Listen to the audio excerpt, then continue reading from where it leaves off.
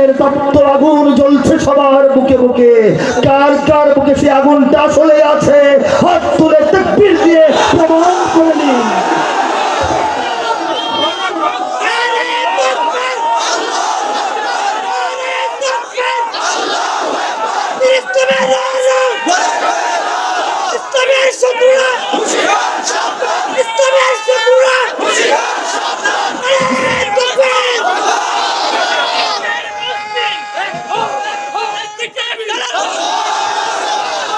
আলহামদুলিল্লাহ।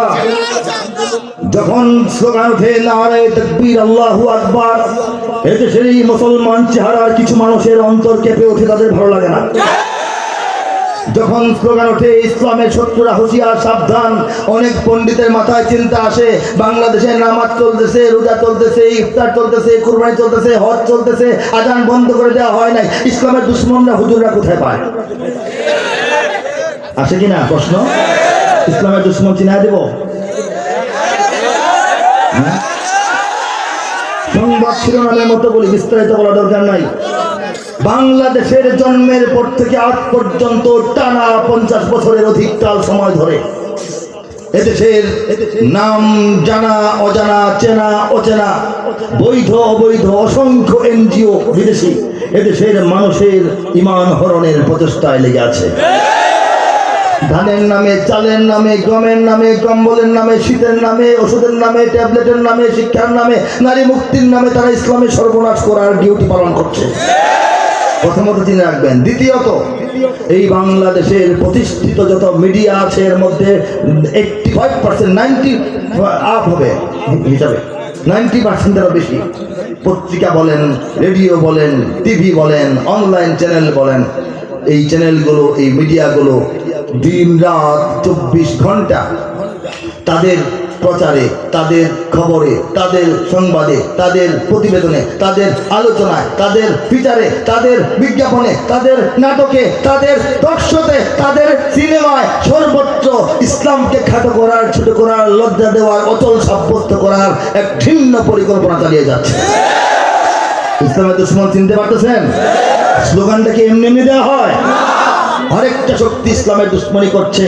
এই বাংলাদেশের বড় বড় চেয়ার, বড় বড় অধিদপ্তর, ইনস্টিটিউশন, ফাউন্ডেশন, বিশ্ববিদ্যালয়, এই গ্রন্থাগার বলেন, সংস্কৃতি কেন্দ্র বলেন, এই সব বড় বড় জায়গায় যারা বসে আছেন এর 85% নাস্তিক মুরতাদ। তারা তাদের কথায়, তাদের লেখায়, তাদের চিন্তায়, তাদের গবেষণায়, তাদের ছন্দে, তাদের ছড়ায়, তাদের কবিতায়, তাদের গল্পে, তাদের প্রবন্ধে, তাদের নিবন্ধে, তাদের উপন্যাসে, তাদের গ্রন্থে, তাদের গ্রন্থমেলায়, তাদের ক্লাসরুমের ছাত্রদের সামনের লেকচারে পর্যন্ত ইসলামকে খাটো করার, ছোট করার, বিদায় করার চেষ্টায় লিপ্ত হয়ে আছে।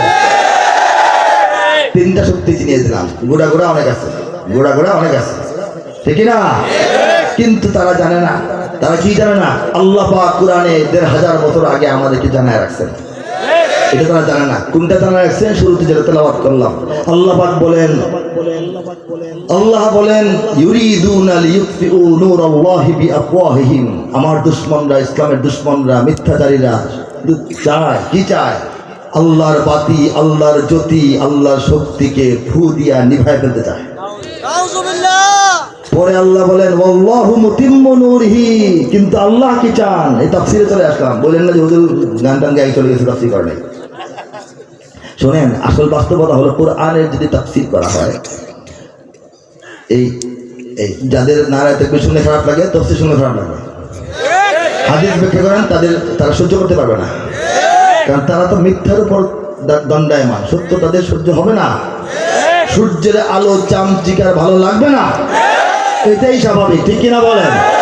আল্লাহ বলেন তারা চায় আমার বাতি ফু দিয়া নিভায় দিতে, মনে করে ফু দিলে নিভে যাবে। কিন্তু আল্লাহু মুতিম্মু নূরিহি, আমি আল্লাহ কি চাই? আমি চাই আমার বাতি পূর্ণাঙ্গ রূপে প্রজ্বলিত করতে। এতে কি হবে? ওয়ালাউ কারিহাল কাফিরুন। আমি যখন বাতি জ্বালাবই, ওরা ফু দিয়া নিভাইতে পারবে না, কাজে লাগবে না, ব্যর্থ হবে। তখন তারা আমার বাতির জ্বলতে থাকা দেখে তারা কষ্ট পাবে, বিরক্ত হবে, বকবক করবে, টকশো গরম করে ফেলবে, পত্রিকার সম্পাদকীয়, উপসম্পাদকীয়তে তাদের বিশুদ্ধ আর প্রকাশ পেতে থাকবে, কিন্তু আমার বাতি জ্বলতেই থাকবে। এই যে আয়াতে কারিমা, এই আয়াতে কারিমা বাংলাদেশের সীমানার বাইরের মানুষের জন্য না, আমাদের জন্য, ঠিক না? বাংলাদেশের বাস্তবতায় রব্বুল আলামিনের এই ধরনের আয়াতের বাস্তবতা আমরা প্রমাণিত পাচ্ছি। দেখেন আল্লাহর দিনকে নিভাই দেওয়ার কত রকম ফু তারা দিচ্ছে, ফু দিতে দিতে এখন রক্তভূমি হচ্ছে, কিন্তু আল্লাহর বাতি নিভে যাওয়ার নয়। আল্লাহ তারা বাতি জ্বালাচ্ছেন তো জ্বালাচ্ছেন। আপনি বলেন তো, এত এত ষড়যন্ত্র, এত ষড়যন্ত্র, বিদেশি পাউন্ড ডলার কোটি কোটি বাংলার জমিনে 50 বছর ধরে শুধু এই দেশটাকে ইসলাম থেকে একটু আলাদা করার জন্য, এই জাতির চিন্তা চেতনা মনোভাবকে ইসলাম থেকে একটু বিচ্ছিন্ন দূরে নেওয়ার জন্য যে হলো, খরচ হলো, চেষ্টা হলো, সফল কি হয়েছে? বলেন তো, মসজিদ কমছে না বাড়ছে? মাদ্রাসা কমে না বাড়ে? আলেম কমে না বাড়ে? হাফেজ কমে না বাড়ে? 7 এলাকা খুঁজে যায়, একটা মুফতি পাওয়া যাইতো না, এখন প্রত্যেক এলাকায় 7টা মুফতি আছে, ঠিক কিনা বলেন?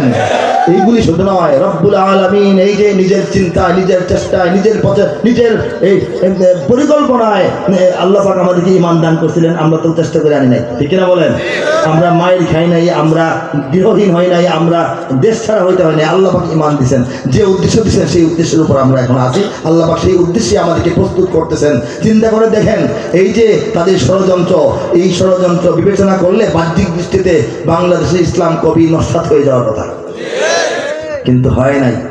বরং রব্বুল আলামিন বাংলাদেশের মুসলমানদের মাধ্যমে সারা পৃথিবীর মুসলিম উম্মার সেবা শুধু না, নেতৃত্বের কাজ নিচ্ছেন।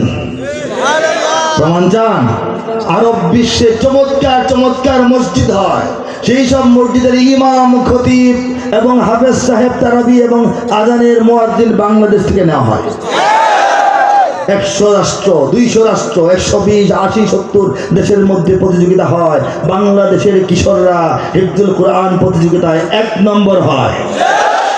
কাবাঘর যে পবিত্র গিলাফ শরীফ দিয়ে ঢেকে রাখা হয়, সেই কালো গিলাফের উপরে যে সোনালী হরফে সুন্দর ক্যালিগ্রাফি খচিত আল্লাহর কালাম, সেই ক্যালিগ্রাফির ডিজাইনটা যিনি করেন, তিনি আমাদের বাংলাদেশের চট্টগ্রামের একজন আলেম দ্বীন। সুবহানাল্লাহ বলবেন না? আল্লাহু আকবার জোরে বলেন। কাজে এই বাংলার জমিন থেকে ইসলামকে দূরে সরিয়ে দেওয়া মোটেও সম্ভব